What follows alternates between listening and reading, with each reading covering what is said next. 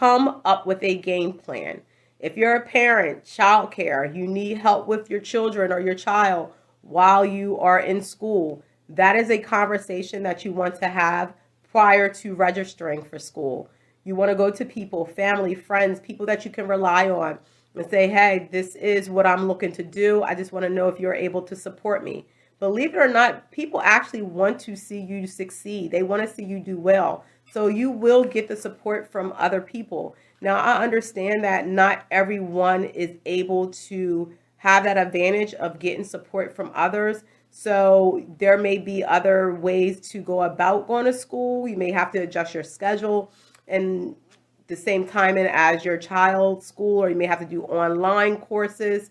But for myself, I was able to rely on family and friends, and I didn't just have the same person helping out. I had multiple people, so I was able to keep them in rotation, and everyone came through for me whenever I needed them. So that was a advantage that I did have. But like I said, if you don't have that, then definitely look into online courses where you can still be at home and then also still be able to go to school full time as well. And then also you want to adjust your schedule. So I was going to school during the daytime. So now I had to change my schedule where I went to school evenings and weekends. So I had to dedicate my weekends to school, not every weekend, but every other weekend. And then also evenings, 3 times a week. So I was used to just working 8 to 5 before, and I didn't really have to have 10, 12-hour days. So it was a big adjustment for me. And then also being away from my son for so many hours, and only saw him hour in between my full-time job and then going to school. And then sometimes I had my family or friends pick him up for me from school. So I didn't see him until 10, 11 o'clock at night once I was out of school. So it is a big adjustment. But if you are able to make those changes, I would say definitely think of that game plan up front before registering for school, because most people assume that things will fall into place. And when they don't, then you're upset. And that reason why you're upset is because you didn't think it through. So you want to come up with a game plan. Make use of your time. Every day, I packed my lunch and I used my lunch breaks, my hour lunch breaks, to study, to write papers. So that was a total of 5 hours a week that I used, that I invested into my studies. So that helped me out a lot because I did not like coming home on my days that I didn't have school and studying, because I wanted to spend time with my child. I wanted to have some self-care time, some downtime. So I just traded that time for my lunch breaks, and it helped me out a lot.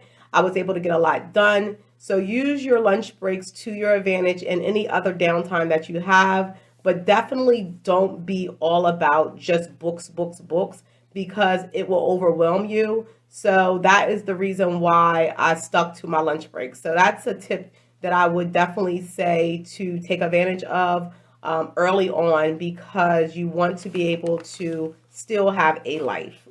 Use your working knowledge to your advantage. So if you're an adult learner, you've been in the workforce for a few years, and you have knowledge of how things work, you can use that to your advantage when you're in school. A lot of times people think, oh, I'm going to be the oldest person in the class. I'm not going to really know much.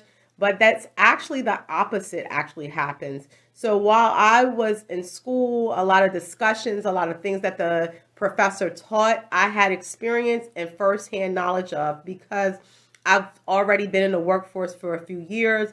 And then especially being able to work in a management position also gave me insight on a lot of things that were brought up. So it actually worked to my advantage, especially being a human resource major. So a lot of things that they talked about in class, I was able to get feedback. I was able to participate in the discussions, and I also was able to give some advice. So I was able to really engage in the experience of learning, because like I mentioned, I had firsthand knowledge. So that definitely helped me out. One of the things that I can say also is that I'm not very good at math. That is not my specialty. So what I did was I knew that I wasn't good at math. So what I did was I ended up getting a tutor. And twice a week I end up going to tutoring so that way I could pass my math class. So the areas that you're not good in, seek out help. I knew that in order for me to pass my math class, I had to go through a tutor, and that's what I did. So if there's areas that you lack, there's nothing wrong with going to get help, seeking out help, because you don't want to fail school because you didn't go through with taking advantage of every resource that is available for you. So definitely use your working knowledge, but the areas that you lack in, then come up with a game plan on how you will be able to overcome that area. Set a goal. My goal was each semester I wanted to be on a dean's list. I wanted to get a GPA of a 3.5 or higher. And I mentioned how I had that distraction and I ended up failing my HR class and I had to retake it. So I had my goal and that distraction threw me off. And that was the only mishap that I had while I was in school. But I ended up getting back on track and I ended up getting an A in that class. So the end result was I was able to graduate college with honors because I was able to maintain my GPA throughout my entire time. And I graduated and I was ecstatic when I graduated. It was a great feeling. When I walked across that stage, I was saying to myself, wow, I really did it. So I was really happy about that accomplishment. And it was a struggle, I admit. It was a lot that I had to sacrifice, I had to go through. And the best feeling was my son saying, Mom, you did it. So he acknowledged the sacrifice as well. So for anyone who is thinking about going back to school, I would say if you can do so, go for it. Go for it. And if you can't right now, it is okay. Like I didn't go back until 9 years after I originally first went to school. So it was 19 and then I didn't go back till I was 27. So 7, 8 years. So you may not be able to right now, but you can always set that goal for the future. So anyone who is thinking about it, just ponder on the feedback that I gave to you, the tips, see if you're able to work it out. And if you can go for it, I say thumbs up. Definitely go for it because it is a great feeling.